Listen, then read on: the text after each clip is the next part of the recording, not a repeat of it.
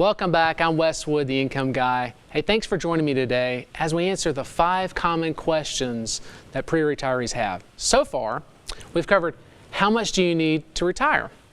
And then we started talking about when to start taking Social Security. Now, let's hit the other 2 biggies. The first one, how can I make sure I have enough to pay for health care? This question highlights one of the biggest worries for people in retirement. It's a simple fact that as you get older, the medical costs will increase. And in some cases, they keep right on increasing up until most of your money is going towards the need for long-term care.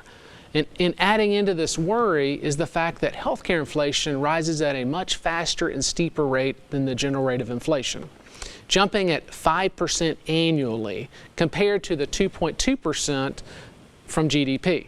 And all this happens at the same time that your insurance premiums are increasing. Now, Medicare can help when it kicks in at 65, or maybe you're lucky enough to have a pension that includes health benefits. But those are really rare and going out of style. So, what's the answer? How can you feel confident that you're prepared for all this? Well, the best way is to make sure you have a financial strategy that anticipates all these challenges and tackles them head on. And in my experience, that's an investment strategy geared towards income, not growth and capital gains. That's the right way to do it. If a major medical expense hits you and you're still investing for growth, you really run the risk of learning the answer to the next common question that pre-retirees have, which is, what's the biggest financial mistake that I could make in retirement? And the answer to that question is spending down your principal. As I've always said, spending down any principal during retirement is a slippery slope. And that's truer now than ever when you consider today's life expectancy rates. Matter of fact, in most cases, you need to prepare for up to 30 years of reliable income. And that makes spending your principal a bit like paying off a 30-year mortgage, but in reverse. And I'm going to talk with Dave in just a second about that and how that works. So, how do you avoid this mistake? Well, in the end, it all boils down to having the right asset allocation, specifically designed to minimize your risk of spending down your principal. And I'm going to talk about that more in just a moment. But right now, visit retiretv.com or call 615-826-5749 to get your free retirement income kit, which also includes my timely report, 7 Risks to Your Retirement. Call right now. But let's do this. Let's welcome back income specialist David Scranton. Hey, Dave, welcome back. Well, great to be here still. And you know, it's so funny Yes, because you're right, but I think we need to clarify, because when you talk about medical expenses and the risk that runs really into your portfolio, is that people think it's about esoteric treatments. Like, I have some illness where I need to go to a special clinic and maybe my insurance doesn't cover it. Or they think about maybe expenses that exceed, the reasonable and customary medical expenses. And whereas all that can play into it, yes, most of the time it's about full-time home health care. It's about convalescent facility care. It's about the things that none of us ever like to think could happen, but they do happen, right? So I think it might make sense to take a minute and just clarify that, because that ultimately is the biggest risk, especially if it happens to one person and that person's spouse is still healthy and needs the money, right? Yeah, that's right. It's often forgotten about because, Medicare is there, but it's really after 100 days you're on your own. Yeah. So we need to prepare for it, especially long-term care, convalescence care, nursing home care in the future, because it is very expensive and it is likely to happen. Matter of fact, studies have shown that it's a 50-50 chance of happening. And a lot of people kind of have that denial mechanism in them that says, oh, it's not going to happen to me. Well, odds are it could happen to you. And with the cost now being nearly $100,000 here in Middle Tennessee for full-time, around-the-clock healthcare costs, that's today. If we look at that potentially doubling in the next 10 to 12 years, now we're looking at $200,000 for that cost. So it's no wonder why so many retirees, when they get older in retirement, they're spending so much of their nest egg towards long-term care. So yeah, we need a strategy to prepare for that and to know that, hey, it is something that's going to happen to us potentially. And of course, the reason you want to fund that out of income, those potential future costs, if you can, or at least as much of it out of income, is because of that 30-year mortgage analogy that you referenced to just a moment ago. You know, I've heard you give this analogy before. I love it. I think it really simplifies the issue of spending principal.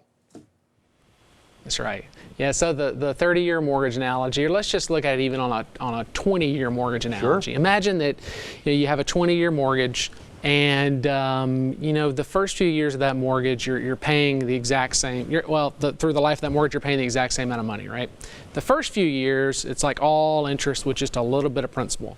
But towards the end of that mortgage, now you're making the exact same payment, but now it's all principal with a little bit of interest, and then the mortgage is paid off. Well, that happens in reverse when it comes to beginning to withdraw principal. If you start taking principal out, even the early years, it may not look like much. So you're taking that money out, it's the same amount of money out. It's all interest, just a little bit of principal. But towards the end of that 20-year mortgage, or that 20-year taking money out of a portfolio of principal, now you're spending down all principal with very little interest and running out of money. And so when we look at that running out of money concept, and then we have long-term care to deal with in the future, well, it may look like you have a lot of money now, but by the time you get to your 80s or later on in life when you need long-term care, it's not going to be that much money. And it's even, it could be hundreds of thousands of dollars. It's even worse though, isn't it, Wes, when you think about, not a fixed interest payment that comes to you, but somebody who's got a mutual fund that fluctuates and they're taking principal. Right. Now you run the risk, because this reverse dollar cost averaging factor of running out of money in fewer than 20 years, right? That's right. It's like when somebody is pulling money out of a portfolio and they're selling shares of mutual funds to do so, it can be a very, again, slippery slope. Imagine, you're pulling out money out of your portfolio at $10,000 a year, and let's just say the stock market is trading high at $100 a share. Well, in that situation, you're having to liquidate 100 shares, right? But now let's imagine the stock market is down 50% and is trading at $50 a share. But you still want to take your $10,000 out, but if it's trading at $50 a share, now you're having to liquidate twice as many shares, or 200 shares. And so by doing that, we're eating a lot of our chickens when the market's low, and we don't want to be doing that because that's pushing our average share price down. So reverse dollar cost averaging can be a situation that is catastrophic. And if we start doing that earlier, then we won't have enough money there to pay for those long-term costs later on.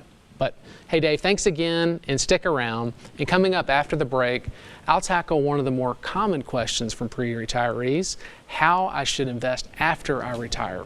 You're watching Wesley Wood and the Retirement Income Show. We'll be right back.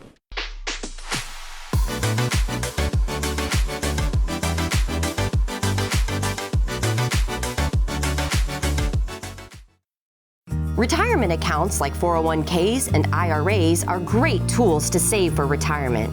They offer tax advantages to help keep more money in your pocket.